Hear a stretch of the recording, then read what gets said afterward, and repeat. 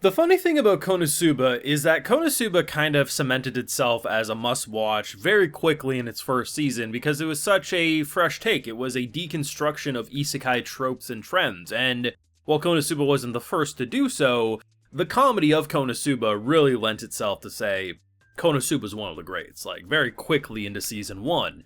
And in a weird way, if you think about it, Season 3, Episode 3 kind of, rather than breaking isekai tropes like Konosuba's used to, it almost subverted its own tropes in this episode. Because what I mean is when you look at Kazuma, right? Everyone he meets is a meme, or a jerk, or a bad person, or a scumbag, or just so out of pocket that he can't take the world seriously. And his more jerkish attitude and just questionable behavior, half the time he doesn't even seem like the worst person in the room because of who he's dealing with. But when you look at the princess who kidnapped him at the end of last week's episode, she's actually normal. She's probably arguably one of the most normal characters we've met in this show, and it immediately subverts our own expectations of what to expect from KonoSuba. When I see him get kidnapped by this princess, I'm thinking, okay, she's actually going to be a really big weirdo, this, that, and the third, and no, she's actually just a pretty lonely girl who was actually sweet and innocent. And while, yes, she recognized that at a couple of points, maybe she kidnapped the wrong big bro, at the end of the day, she's someone who was always such a goody two-shoes, followed the rules, and for the first time did something that is against what is expected of her, and said, hey, stay the weekend, tell me these stories about darkness. Yeah, she was probably would have been corrupted if given enough time and not enough supervision, but the idea that it breaks your expectations of what to expect from a new character in KonoSuba. Because if you're kidnapping our MC and saying, hey, this is now your home, let's see, I'm expecting she's secretly a weirdo, but at the end of the day, she was actually just pretty innocent, all things considered. And that's a fun way to go about what I'm thinking is easily going to be the best season of KonoSuba, the funniest season of KonoSuba, and just also flexing everything you've come to expect all at the same time. Like, this was just a 10 out of 10 episode. Full live reaction over on my Patreon. If you want to see my full and cut thoughts to this or any of these episodes, it's going to be over there if you're interested. So, I mean, where do you even begin? There's always going to be a moment with Kazuma in any given episode that you're going to say, should we allow this guy to really continue? And honestly, while I think the way he treated Sebastian, who wasn't even a Sebastian, and the maid initially was just kind of like, you know, we'll just leave him be. The fact that he was trying to make the maid's life harder, and then his robe falls as his 3 companions are standing there.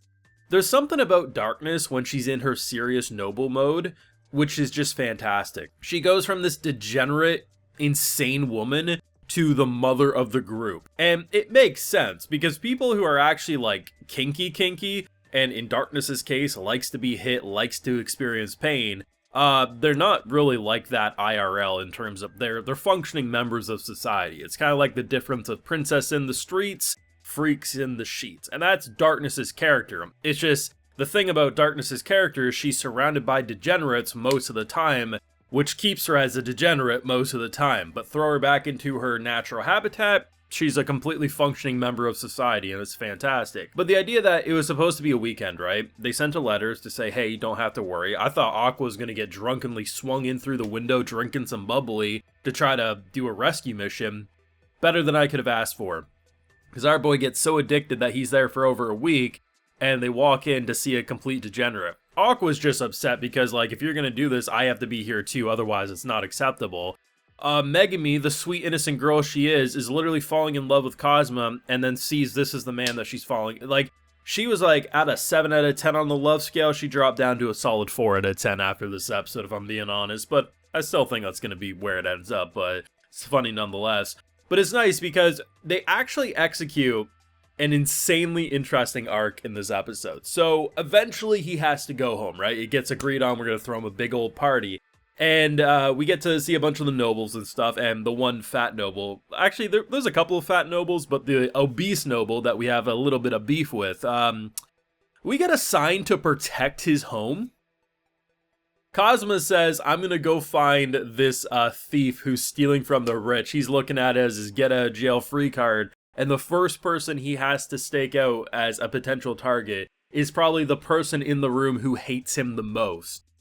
I can already tell next episode is probably going to be every other frame, someone pissed off, someone with a meme face, or a what the hell am I seeing face. And as I said last week, I think between the movie as well as season 3, the production is funnier than it's ever been. And I've loved how KonoSuba looked since Studio Dean had it, and I've loved it since the other couple of studios have had it. It's way funnier these days in my humble opinion. I think Kazuma, the reason that he works so well as a MC is that, like, you can easily look at him as like, okay, I can feel for what he's saying. Oh my god, he should be in jail. Oh my god, he deserves to be beat down. You never know what you're gonna feel with Kazuma. I think Megumi, Darkness, and Aqua, they stick to a pretty even, like, how you're gonna feel about them. Yeah, sometimes they'll be like, okay, did she really just explode that and make it be completely useless? Okay.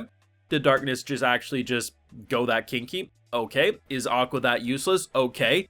But in general, you kind of have, you know what to expect with them. Kazuma, I feel like, is the true wildcard of the cast because you never quite know if Chris Hansen should be called, if the police should be called, if a therapist should be called, or if you should just give the guy the key to the town hall.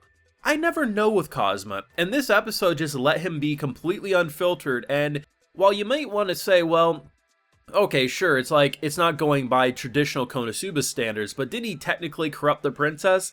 Not really. Like, he attempted to corrupt the princess, but at the end of the day, she remained to be innocent, and within like 3 minutes of them agreeing about the whole big bro situation, she ran off in disgust with him. Now granted, she shortly after continued to say, hey, elder bro, you know, this, that, and the third, but I like the fact that she actually was able to, like, be like, you're a freaking weirdo, I'm running away for a bit here.